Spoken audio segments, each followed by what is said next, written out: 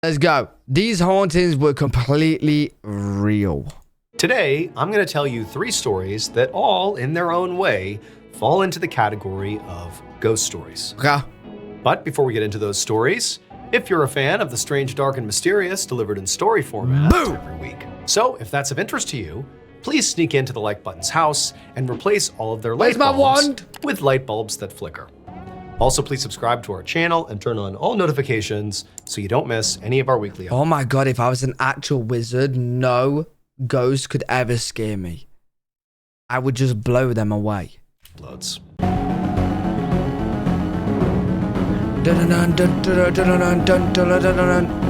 Another nightmare.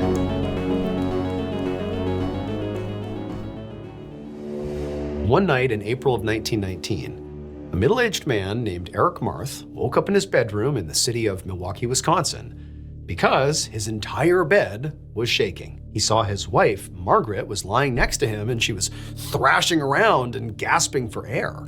Did his wife secretly order one of those beds that shake for those kinky couples? You know what I'm talking about. A little bit of spicy bed shaking, some vibration. Is that what she got? But Eric didn't panic because he knew exactly what was happening. So Eric and Margaret had moved into this house just a few weeks ago.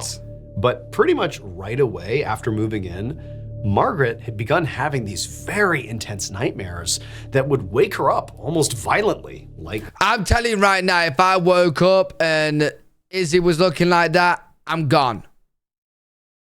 What are you doing? Why are you trying to ring on the bed? Terrifying. What was happening right now. Now, from Eric's perspective, these nightmares she was having looked horrifying, but there really was not any physical risk to Margaret. I mean, she would just have these horrible visceral dreams and kind of shake around, but that was it. And so, like he had been doing the past couple of weeks, Eric just reached over and gently put his hands on his wife's shoulders and began repeating her name very gently over and over again to try to kind of get her out of this trance she was in. And sure enough, a moment later, Margaret, who kind of stopped flailing, she let out this huge gasp, and then she sat up straight and panted for air, and she turned to her husband, and she said, "I saw the ghost again." And when Eric heard this, he wasn't like, "Oh my goodness, there's a ghost." Instead, he was just kind of annoyed. And so he did his best to comfort her, but he's just thinking, what in the world is going on here? So a few years ago, Margaret had joined the spiritualism movement. Again, your partner joins a thing called the spiritualism movement. You are moving away from the house. What are you doing? You're attracting it at that point. Which was a very popular religious movement at the time. And spiritualists thought they could contact the dead. Yeah. Now, Eric absolutely did not believe in ghosts. And he was pretty sure that Margaret's staunch belief in spiritualism was now effectively causing these nightmares. That it was not the house, it was just her belief system. It was kind of manifesting in these nightmares. However, Margaret felt the opposite. She felt like it was the house itself that was haunted. And it was haunted by a vengeful spirit that you can leave that, Margaret. Attacked her every night in these dreams. Now, Eric, it's the middle of the night, he's tired, he's annoyed. He didn't feel like discussing whatever she believed about this ghost right now. So after she said, I saw the ghost, I saw the spirit again, he just told her to, calm down, go back to sleep. But on this... Oh my God, I know Margaret. My nonna's called Margaret. Oh God. Is my nonna crazy? Oh wait, I already know she's crazy. But is she spiritually crazy? I'm gonna have to ask her. Last night, Margaret didn't lie down. She actually turned to Eric and she said, "No, I have to figure out what's going on. I have to figure out who this ghost is and why they're haunting me." A week later, a very resigned Eric sat at his kitchen table next to Margaret, and across from them sat a medium, which is a person who spiritualists believed could talk directly to the dead by conducting a ritual called a seance. The medium began to light some candles, and as they did, they told Eric and Margaret to close their eyes because she was ready to begin the seance, where she would ask the spirit haunting their house what it wanted, and they needed, silence and their eyes closed to do that. So Eric fully believed that this seance would be a waste of time and money. He didn't believe in this stuff at all. But Yo, this sounds like a me story, bro. Because Izzy and her family and also my family really want me to see clairvoyant. Do you guys call them clairvoyants in America? Those good old clairs that tell you your future and that? The clair people. So they want me to see one because like they've all had experience where like, yeah, the psychics or whatever. They've all had experience where like, yo, how did she know that? But I'm there like, did she have you on Facebook? Did she search you by your name? Like, I'm like, to them, I don't know. I don't believe them, bro. Clairvoyance. But I'm willing to try one and not give anything away and see what they say. Because then if I come back here in a few weeks and I'm like, yo, I'm blown away, that's crazy, then you better believe me. Because I'm like the only person in the family that thinks it's a load of crap. The clairvoyance. I think the clairvoyants should search you up on Facebook. They get your details to search you up. I don't know. But all my family said they've had some crazy experience. So I would be willing to try one and see what happens. But I want it out of the blue. I don't want them to know my name. I don't want them to know who I am. I just want to spawn there one day and then go. You tell me some stuff. I ain't giving anything away.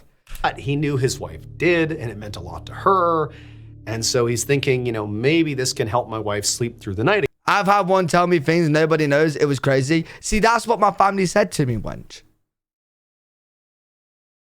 But I need to see it for myself. Like they've said to me, they know a good one. That's like told them things they definitely should not have known. Meant a lot to her. And so he's thinking, you know, maybe this can help my wife sleep through the night again. And so Margaret and Eric did as they were told. And Eric, you know, he closed his eyes and he listened as the medium began clearly rocking back and forth in her chair and began sort of dramatically calling out to the ghost and telling him to reveal himself. And at first, nothing happened, which was exactly what Eric had expected. Right. But after a minute, Margaret suddenly jumped up from the table and ran out of the kitchen across the living room. Okay. And Eric, not knowing any better, just got up and followed her. And Margaret, she ran down the hallway and she threw open a door that led down to their cellar and she raced down the steps. Now, Eric was doing his best not to ridicule what was happening here and just to play along. But it's like, what is his wife doing? What's happening here? And so as he's chasing after his wife, he starts saying like, honey, what's going on here? Where are you going? What is this? But she didn't respond. It was like she was on a mission. And then finally, when Eric got down the steps and he's in the cellar. I ain't gonna lie, I'm not following her. I'm going to McDonald's. I ain't gonna lie. Like I know we're a team, but at this point, you're the A team, I'm the B team. We've changed teams. He saw his wife, who was now standing in the middle of the cellar with her arms out wide. And slowly, she began to point to a spot on the floor. No way. And in this really weird, hollow voice with this sort of vacant expression on her face, she told Eric to dig. Now at this point, Eric was— I'm not digging up the dead bodies you just murdered a week ago. No, my wife is crazy. I'm gone. I'm snitching at this point. I'm telling the police. He freaked out. Not because he believed that the seance had worked or that there was a ghost here, but because his wife genuinely was acting totally bizarre. I mean, she was acting possessed. And even if that was an act, it was a terrifying one. And so he just said no.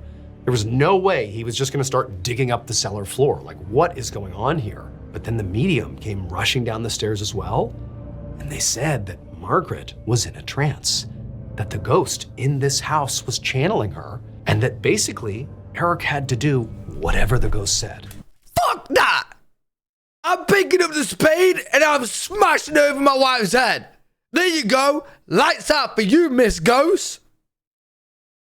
I'm my wife. I'm putting up with this shit. I ain't having a ghost tell me to dig. I ain't doing chores for a ghost. What you talking about? Suddenly, Margaret's voice cut across the room again, and she said to Eric to dig up the floor. And this time she was more forceful and almost desperate, like, you must do this. And so Eric, he's looking at his wife, he's looking at the medium, like, what in the world is happening here? But he's like, you know what? I don't know what's happening. I'm just gonna dig. I'm gonna do what they tell me to. They're gonna So he find grabbed some a shovel and just began digging up the cellar. And after just a few minutes, Eric's shovel hit something in the ground, something hard. He thought it was just maybe like a big rock or something. But a few minutes later, after he and the medium and also Margaret, who's now come over at this point, they'd kind of cleared off whatever it was, they saw in the ground, what had previously been covered by the earth, was this rotten wooden box. Skeleton. And so he and Margaret and the medium, they pulled it out of the hole and they opened up the lid. And all three of them immediately recoiled because inside of the box... Wait, what about the ghost inside of the wife? Did the ghost also go, oh, I'm hideous after 500 years. God damn, close the box back up. I thought I was looking beautiful. Do you think the ghost is freaked out as well? We just digged up the own ghost's body and seen it in third person. Was a human skeleton. And so after a minute of just, again, stunned silence, Eric just looked up at Margaret, who did not seem shocked by what she was looking at. This was like confirmation in some ways. And he says to Margaret, is this the skeleton of the ghost that's been haunting you? And Margaret, with that same hollow voice, like it wasn't her voice, looked at Eric and just said, no. Oh, who's this? It would turn out, according to the story that has been passed down about whatever happened in this house, that the ghost was a doctor who used to live in the house that Eric and Margaret moved into. And 18 years earlier, this doctor had performed an illegal surgery on a young woman, and this woman had died during this procedure. But again, because this surgery had been illegal, the doctor knew if word of what happened here got out, he would be arrested. Lose his job. So what did he do?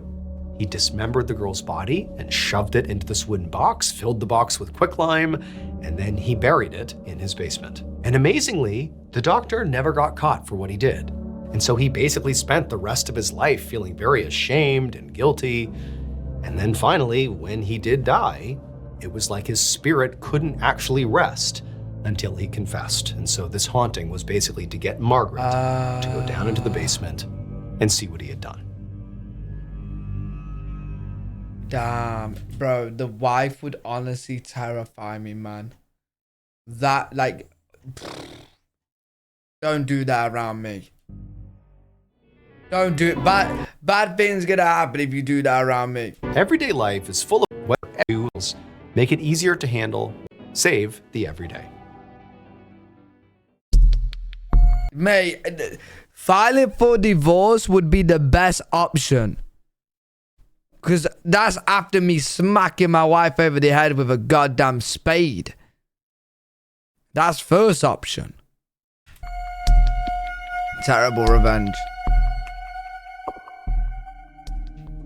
One afternoon in April of 1925, a wealthy teenager named Lacey raced his horse around the huge estate where he lived in eastern Hungary and took in all the land that he knew he would inherit someday. Okay. He stopped when he reached the gardens on the far side of the estate. But before he could ride his horse into the gardens as he wanted to, a field worker ran up to Lacey and asked him to stop and turn around. The field worker, who was about Lacey's age, explained that Lacey was not allowed to ride his horse through the garden anymore because the last time he had rode through some flower beds and Lacey's father was really mad about it. And at this, Lacey felt totally exasperated because he was tired of his father always bossing him around. And it embarrassed him to be reminded of this by someone as low class as a field worker. Fine. Okay, what's he gonna do? Get a tank and drive over the flower beds? So Lacey's family was part of the noble class. His dad was a baron and his mother was a baroness, and they lived together in an old castle on this beautiful estate. And for the most part, Lacey loved his noble life, but his father could be harsh and really controlling. And sometimes Lacey dreamed of the day that he would inherit his dad's title, because then he, Lacey, would be in charge of the estate and he could finally run things the way he wanted. And so Lacey decided he wanted to show his father and this field worker and the other field workers that they couldn't order him around all the time. I bet my kid to try and challenge me like that. I dare my kid to try and challenge me like that. Boy, you'll be lower than the field worker. You will be the field worker's servant. You ain't getting anything. Kinda KMP, thank you so much for the prime. So he rode his horse right into the gardens and intentionally rode all over their prized flower beds. Lacey's plan was to head back home and go into the castle and talk to his father about that field worker's rudeness. But when Lacey got back to the castle, the kid is upset that the dad's told him off for riding a horse in a flower bed. For a flower bed? he didn't have a chance to even speak to his father, because that whole day his dad was very busy with estate matters. And then that night, his father died of a heart attack. A week after his father's death, Lacey walked through the crowded banquet hall in his family's castle looking for his mother, because he wanted to make sure that she was okay. He and his mom had just gotten home from his dad's funeral, and now they were hosting a reception for everyone who had attended. But Lacey couldn't find his mother anywhere inside of this banquet hall. And with a sinking feeling, he realized there was only one place she could be.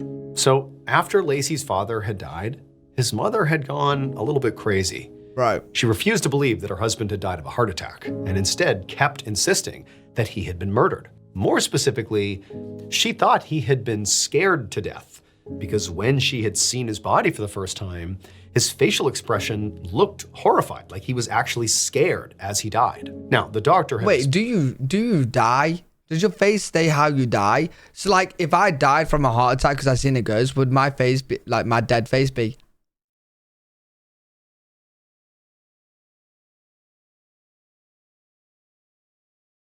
Like, if I died taking a shit, would it be...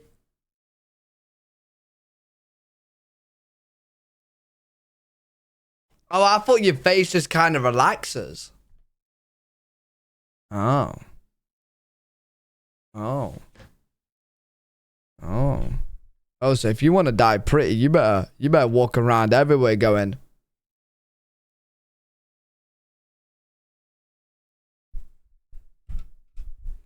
explained to her that, it was entirely possible that his heart attack came on suddenly and he was scared about what was happening to him, and so, was scared when he died. Yeah, but that's the Baroness true. wouldn't listen. She said this was intentional. Somebody did this to him. And so ever since, Lacey! she had basically spent all of her time in Lacey's father's bedroom searching for clues about her husband's supposed killer.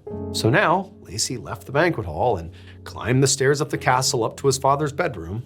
And just as he suspected, when he knocked on the door, his mom answered, looking totally frantic. Lacey told her to come downstairs and say hello to their guests, but she said no.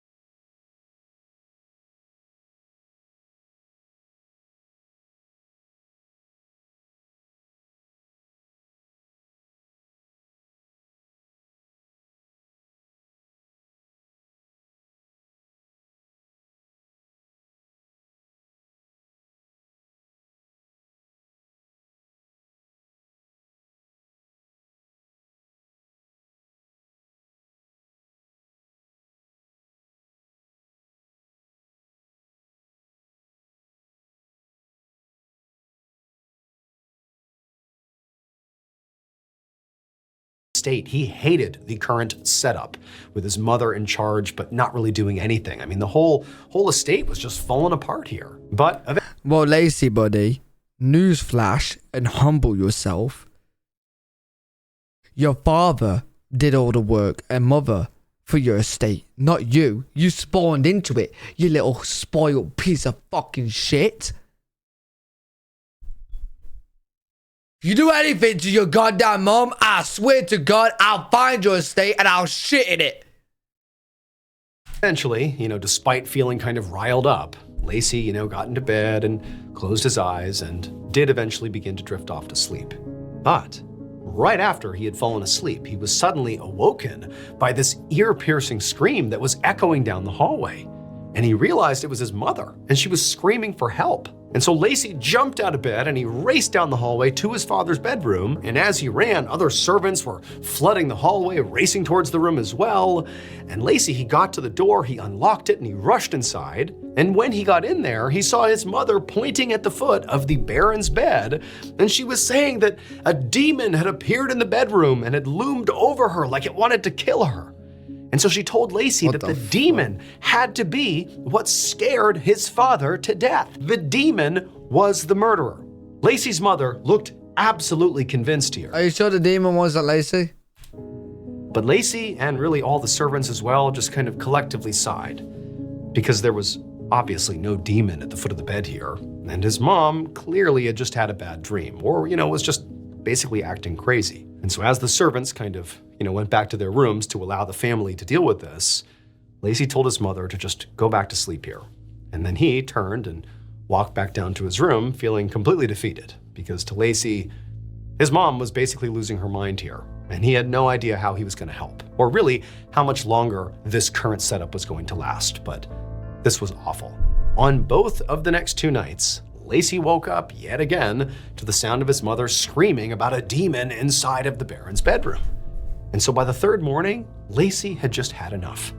He decided he was going to force his mother out of that bedroom and insist that she come downstairs and eat breakfast with him and just act normal for once. However, when he How about Lacey sleep in her bedroom and she sleep in his bedroom? He walked to the Baron's bedroom and knocked on the door to speak to his mother, it was not his mom who answered. It was a police detective. Lacey was stunned, and he walked into the bedroom and saw his mother, who was standing there with 2 more detectives. What? And Lacey asked, what's going on here? Lacey's mother explained that she had called the police to help her catch the demon that was haunting her at night and very likely was responsible for killing her husband. And at this point, Lacey thought he might die of embarrassment. This was unbelievable that now the police were involved. But instead of talking about that, he just begged his mother to please send the police home. They do not need to be here. Wait, yeah. Me personally, I've never seen a demon get arrested. How does that procedure work? How do detectives arrest a demon? Is that a thing? I'm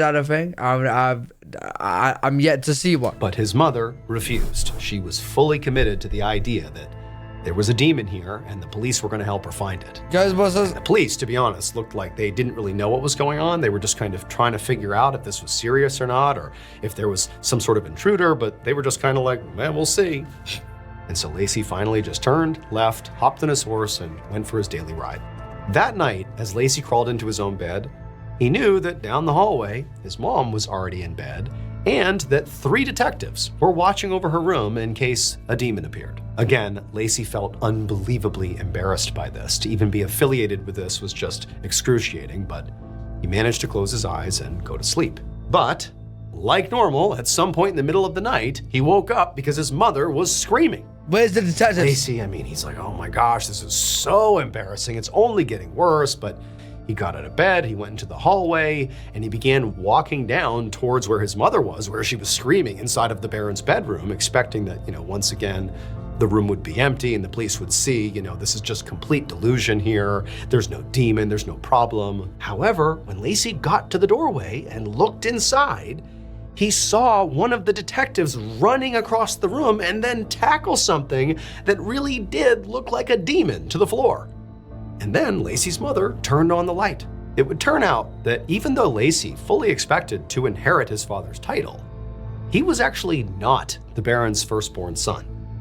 Before the Baron had met the Baroness, Lacey's mother, he'd had a relationship with a local peasant woman, and they had had a son together. And the Baron had given that peasant woman a plot of land on the edge of the estate to raise their son in secret. And then the Baron had basically abandoned them both. He had given them...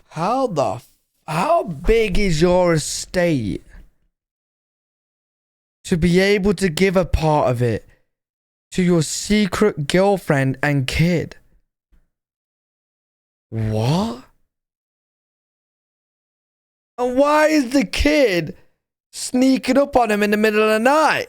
The opportunity to, work on the estate and sort of make a living for themselves, but functionally, he didn't interact with them at all. He didn't recognize them at all. They were on their own. Now, the peasant woman, the mother of this child, had sort of accepted that this was their reality, but the secret son had sort of buried that feeling forever until Lacey rode his horse through the gardens despite being told not to and destroyed those flower beds. Because the secret son was that field worker. His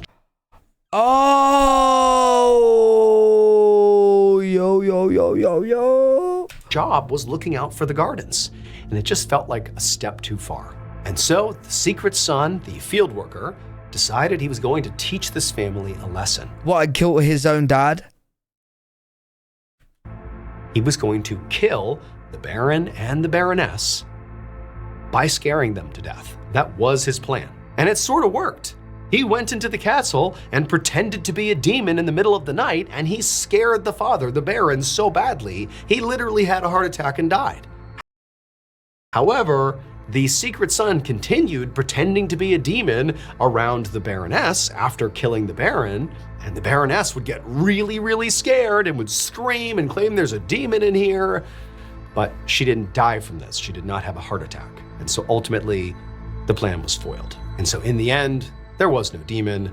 It was just Lacey's half-brother wrapped in a cloak, wearing a horrifying mask. What the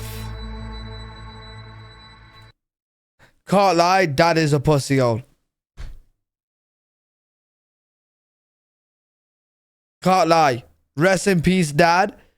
But you got scared to death by a guy in a mask? That'd be me. Yeah, but I am a pussy hole. So that's how I know the dad is too. The dad is too. Change of heart.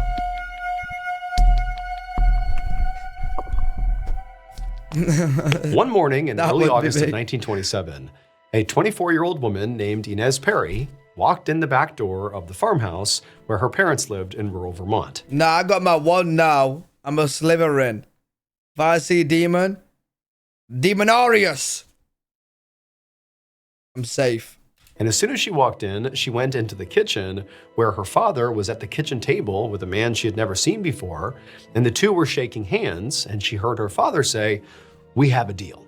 And then right after that, Inez's father looked over and saw her, and he explained that this man's name was Clarence Sinclair, and that he and Clarence had just agreed to swap houses. And for a second, Inez was confused, but then it all clicked into place. So Inez's parents had raised her and her other 3 siblings in this farmhouse, but Inez and her siblings had all moved away, and her parents were getting older. Her dad's health in particular was starting to fail, and keeping up the farmhouse was getting to be too much for him. And so her father had been trying to sell the property for a while, but nobody seemed to want it. However, now it seemed like he had finally found a solution. Her dad explained to her that Clarence and his family would move into this farmhouse and take over the farm. And in exchange, he and Inez's mom would move into Clarence's house just a few towns over. Now, to Inez, this arrangement did seem a little strange, but it also did solve her parents' problem. And so even though she was going to be sad to say goodbye to her childhood home, she decided that this had to be the right move for her parents. And so she said, "That's great." A few weeks later, Inez was inside of her parents' new house, helping to get them settled in and organize their living room, when she heard the clattering sound of a horse-drawn wagon coming down the street and coming to a stop right outside. Okay. So she walked to the door and she opened it up, but the second she saw who it was that was getting out of the carriage, she slammed the door and locked it. Because the person getting out of that carriage was Clarence Sinclair, the man who Inez's dad had swapped homes with. And the home swap had not gone how Inez and her family had hoped. Inez's parents were thrilled with their new house, so everything on their side was good. But pretty much immediately after actually doing the swap, Clarence had started acting totally unhinged. He'd come back to his old home repeatedly without being invited, and he would beg Inez's dad to switch houses back, that he had made a horrible mistake. But Clarence would never elaborate. He would never really explain why he felt this way. He would just, demand, "Please, I've made a horrible mistake. We have to switch back." But Inez's dad had said no. A deal was a deal, and he just had too many health issues to live at that farmhouse anymore. And Clarence couldn't actually cite any real problems with the farmhouse that he so desperately wanted to, give back. And so as far as Inez's dad was concerned, the subject here was closed. He had not given him a faulty property, and there was no real reason here to go back to the way it was. And so it was a no. Okay. So now Inez and her parents watched from the window as Clarence hopped out of his wagon and came rushing onto the porch. And he looked absolutely crazy. His hair was messed up and greasy, and there were dark circles under his eyes, and he really looked like he hadn't slept in weeks. And Clarence promptly began pounding on the front door, shouting that his family could not live in their farmhouse, and that this was now a matter of life and death. Why? Eventually, when Inez and her family refused to come out, Clarence finally gave up, turned around, got in his wagon, and drove away. Now, that was the last time that Clarence came to their house. But it was not the last time that Inez and her family would hear about their old farmhouse. A few weeks later, on November 4th, after several days of very heavy rainfall, Inez picked up the newspaper and saw that their old neighborhood had been basically washed away by historic flooding, and that included their old farmhouse. It had literally been carried off, and the family that had been living in the farmhouse were dead. But that family was... That is a crazy escape. Very unfortunate for the family that moved there. Very lucky for the family that moved away. Oh my God. Not Clarence Sinclair's family. It would turn out that after Clarence and his family had moved into said farmhouse, Clarence began having these horrible dreams where his dead mother would appear to him and tell him to move out of this farmhouse right now because something terrible is going to happen here. Now, at first, Clarence ignored this and chalked it up to a bad dream, but the dream kept happening over and over and over again. Big Mad Mo, appreciate the prime, dude. And it was driving him mad. And so eventually he did go to Inez and Inez's parents and tried to switch it back because he felt like this dream really meant something. But Inez's father just kept saying no and said, no, that's your house now. And so Clarence never elaborated to the family about why he wanted this back because it made no sense to him either. But he ultimately listened to his dead mother in his dream, and he wound up just selling the farmhouse just to not live there anymore. And so that decision would ultimately save Clarence and his family. But it would also condemn to death the family who moved in. Oh, wait. Oh, so they sold the house in time? Oh, damn, you'd also feel kind of bad that, you knew something bad was going to happen. You sold it and killed that family. Jeez. Bittersweet. Damn, bro.